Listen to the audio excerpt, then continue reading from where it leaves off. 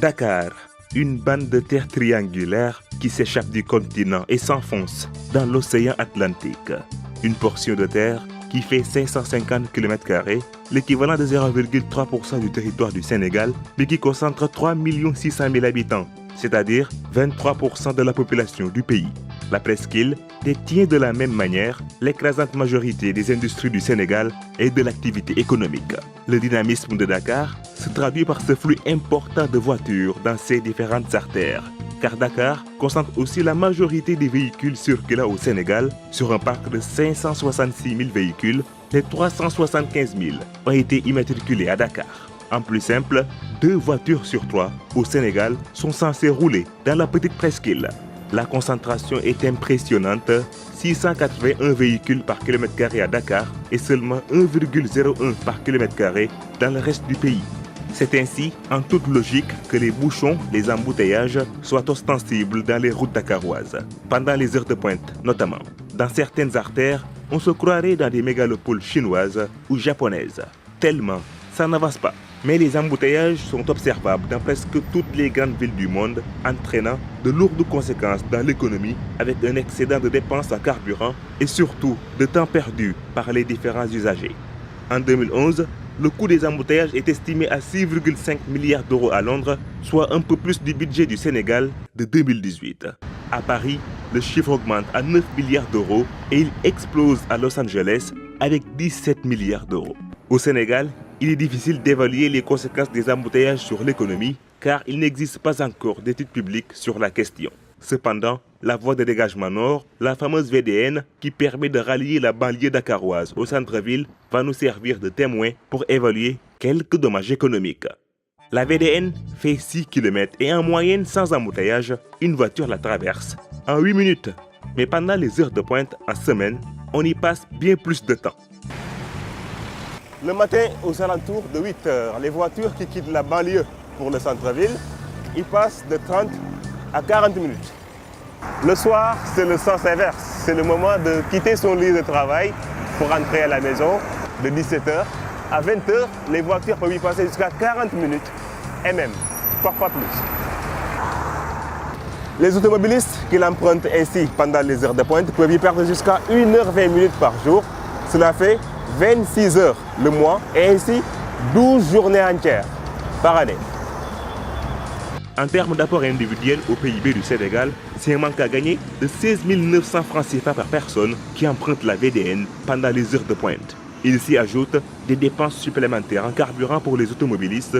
En temps normal, la traversée de la VDN requiert en moyenne 0,84 litres, soit 583 francs CFA. Avec les embouteillages, c'est triplé, 2,232 litres et ainsi donc 1550 francs CFA. Et pourtant, ces embouteillages liés en grande partie à l'augmentation importante du nombre de voitures au Sénégal et à Dakar auraient pu ne pas avoir lieu si la législation, notamment environnementale, était respectée. Beaucoup de voitures pourraient être interdites de circulation et moins de voitures signifie moins d'embouteillages. Et puni d'une amende de 1 million à 2 millions francs CFA et d'une peine d'emprisonnement de 6 mois à 1 an, de l'une de ces peines seulement, toute personne ayant altéré la qualité de l'air en contrevenant aux dispositions correspondantes de la précédente loi.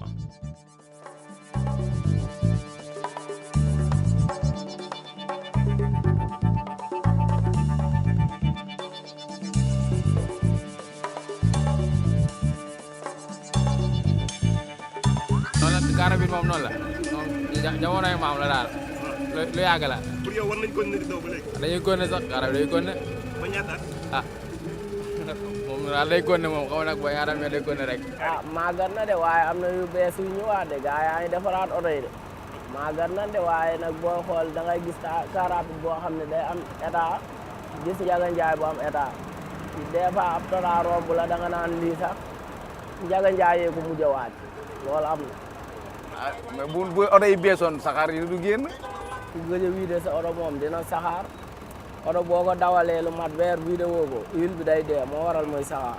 Tant que ça peut rouler, ça va rouler. L'idéologie en général de bon nombre d'automobilistes sénégalais. Altérer la qualité de l'air, c'est pourtant le quotidien de beaucoup d'entre eux.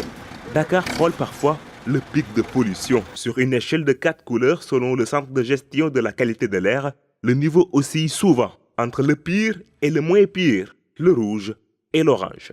La responsabilité des automobilistes est du moins engagée.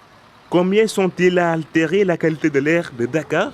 Il sera difficile de trouver un chiffre exact, mais si on se fie aux standards internationaux, les voitures de plus de 15 ans sont celles qui polluent le plus. Dans une ville comme Paris, depuis le 1er juillet 2017, elles sont interdites de circulation du lundi au vendredi de 8h à 20h. C'est l'équivalent de 9% du parc parisien qui est touché par cette mesure. Au Sénégal, le parc automobile est vieux, 20 ans de moyenne d'âge, au moment où il n'est que de 9 ans en France. Au moins 218 670 voitures sur 566 883, soit 38,57%, ont plus de 15 ans et deviennent trop polluantes.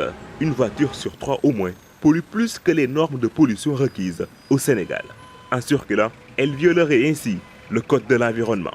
Mais jusque-là, sans qu'aucune sanction ne leur soit infligée. La pollution de l'air est due en très grande partie par les automobilistes et elle est responsable d'une partie non négligeable de la mortalité à l'échelle mondiale. En France, par exemple, elle cause 9% des décès, soit environ 48 000 morts, selon Santé publique France. La France, où les voitures polluent 2 fois moins qu'au Sénégal et où l'espérance de vie est plus élevée de 16 ans par rapport au pays de la Teranga, où malheureusement les statistiques sur la mortalité liée à la pollution automobile ne sont pas disponibles, voire inexistantes. Mais si c'est à ce point critique en France, c'est bien évidemment pire au Sénégal. Sans mesures coercitives et punitives, la situation va empirer. D'ici 2030, le nombre de voitures circulant au Sénégal pourrait presque doubler et dépasser le million.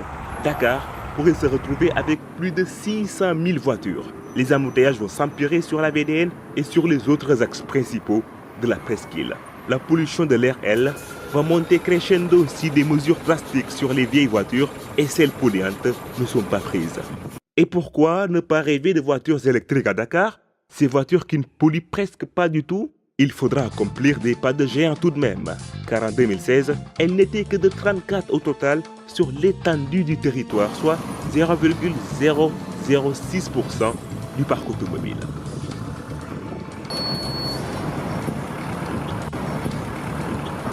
Les projets du train express régional et les bus rapid transit devront cependant améliorer la qualité du transport en commun et pousser peut-être les vieilles carcasses de ferraille à la sortie.